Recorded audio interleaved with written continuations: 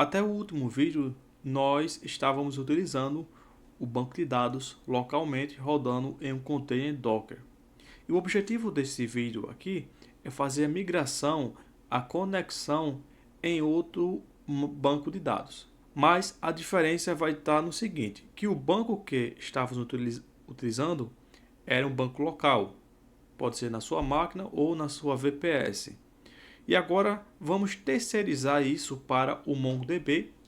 Por quê? Porque pode ser que você não queira ter essa responsabilidade do gerenciamento do seu banco de dados e queira terceirizar isso. E o próprio MongoDB ele tem um serviço chamado Mongo Atlas e você pode terceirizar esse serviço para o Mongo Atlas e ter uma preocupação a menos com o banco de dados. Eu vou iniciar. Vou entrar com minha conta do Google. Estando no painel do nosso Atlas, mostra aqui que não tem nenhum cluster criado. Mas antes de criar o nosso cluster, vamos criar um usuário para acessar esse cluster. Para criar esse usuário, você vem em Database Access, adicionar novo usuário.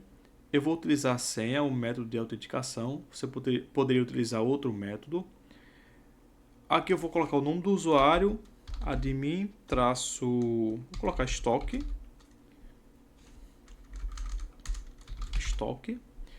E a senha, eu vou gerar uma senha aqui automaticamente. Vou clicar em autogerar, vou copiar essa senha e vou deixar essa senha armazenada aqui no meu navegador, pois eu vou precisar dela para fazer a conexão. Fora isso, eu preciso também adicionar uma regra e eu vou dizer que esse usuário ele vai ser Atlas Admin. Vou adicionar, criei o meu usuário.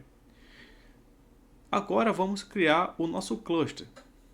E no cluster aqui você pode escolher alguns planos, como este aqui que custa 12 centavos de dólar por hora. Tem esse aqui também, só que vamos escolher o Free, que ele é totalmente gratuito e nos permite também armazenar uma grande quantidade de coleções, 512. O nome do cluster eu vou colocar como estoque. Depois de preencher esses dados, você vem aqui em criar e nos aparece este modal. Neste modal aqui vamos pegar alguns dados que vai facilitar a nossa conexão. Por enquanto eu vou deixar parado aqui e vou aqui no nosso VS Code. Dentro do SRC, antes de continuar, eu vou fazer uma organização aqui. Eu vou criar uma pasta chamada app e vou colocar esses três aqui dentro da pasta para ficar mais organizado. É apenas questão de organização. Deixa eu ver se não apareceu nenhum erro. Apareceu um erro aqui no main. É só apagar e importar novamente o nosso app módulo. Depois de organizar essas pastas, vamos continuar, né? A conexão com o nosso banco de dados, ela acontece no módulo principal, que é o app módulo. Essa conexão ocorre aqui, com essa URI, onde ele vai pegar o Mongo URI do nosso arquivo .env. Deixa eu logo corrigir esse erro de importação. Esse URI vem do nosso .env. Então vamos fazer o seguinte. Vamos abrir novamente nosso .env. Eu vou duplicar ele e vou fazer algumas diferenças. Vamos supor que você esteja fazendo um teste, trabalhando com desenvolvimento local e queira utilizar o Mongo local, né? Então eu vou mudar aqui essa variável para Mongo URI local e esta outra aqui vai ser o próprio Mongo URI, só que agora o Atlas. Quando eu quiser me conectar com o banco local, eu vou colocar Mongo URI local. E quando eu quiser conectar com o Atlas, eu coloco essa outra variável. Já que eu quero conectar com ela, eu já vou deixar ela aqui. E eu vou definir que o nome do nosso database vai ser estoque. Mas para manter o padrão e centralizar onde eu estarei mudando o nome desse database, eu também vou puxar essa informação diretamente do nosso ponto .env e vou colocar aqui db atlas. Vou criar uma variável aqui chamado db atlas com o nome de estoque. Pronto. Nós iremos nos conectar ao Mongo URI Atlas e o nosso DBName, o nome do nosso banco de dados, vai ser o DB Atlas.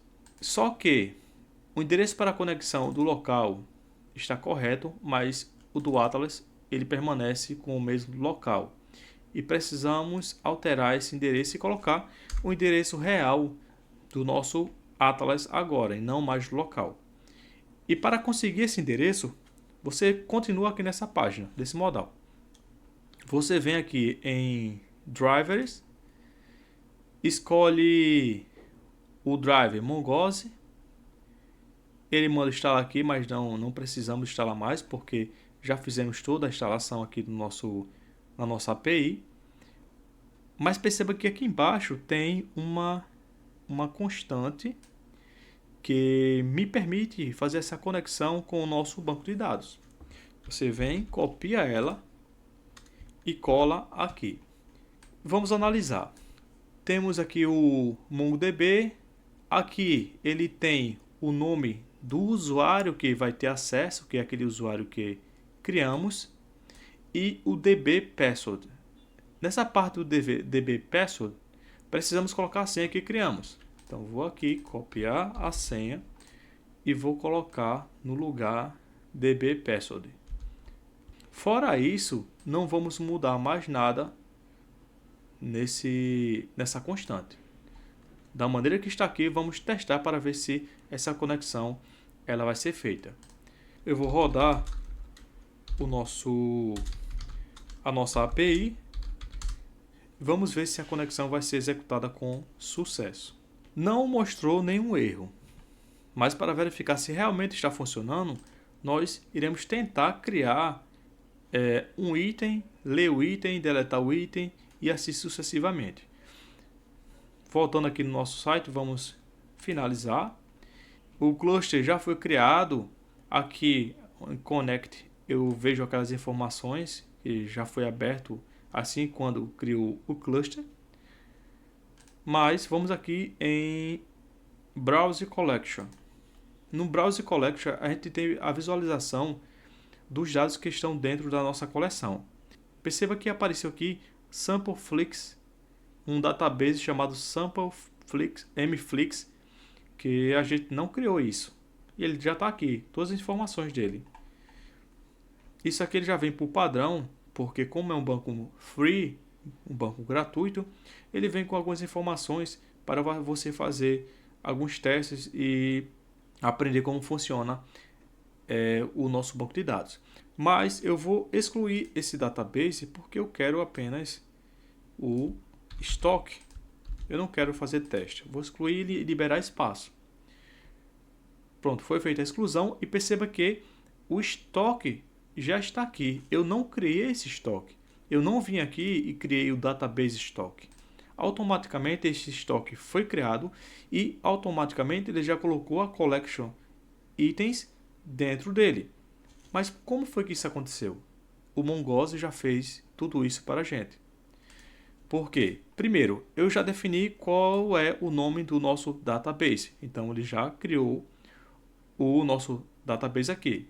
Perceba que o nome do nosso database está dentro dessa constante que é estoque e foi criado.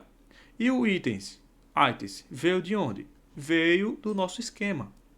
O nosso esquema ele está aqui dentro de items, esquema, e temos um esquema chamado item.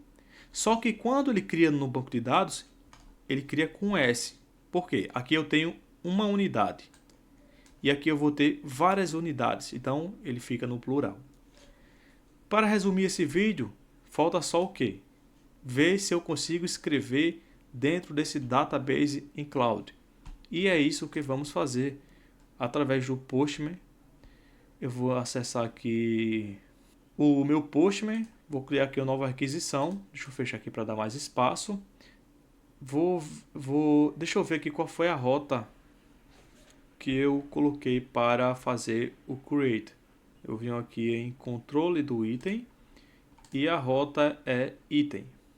Dessa maneira, eu volto aqui, localhost 3000, que é a porta que está rodando a minha API localmente. Aqui eu tenho item e eu vou criar um item. Cadê? JSON. Lembrando que para criar um item é o método, vai ser o post, método post. E vamos ver como é que está estruturado este item. Eu vou precisar passar o nome, a descrição é opcional e o preço ele é obrigatório, o preço e o nome. Mas vamos passar todos os três. O nome, item 01, description,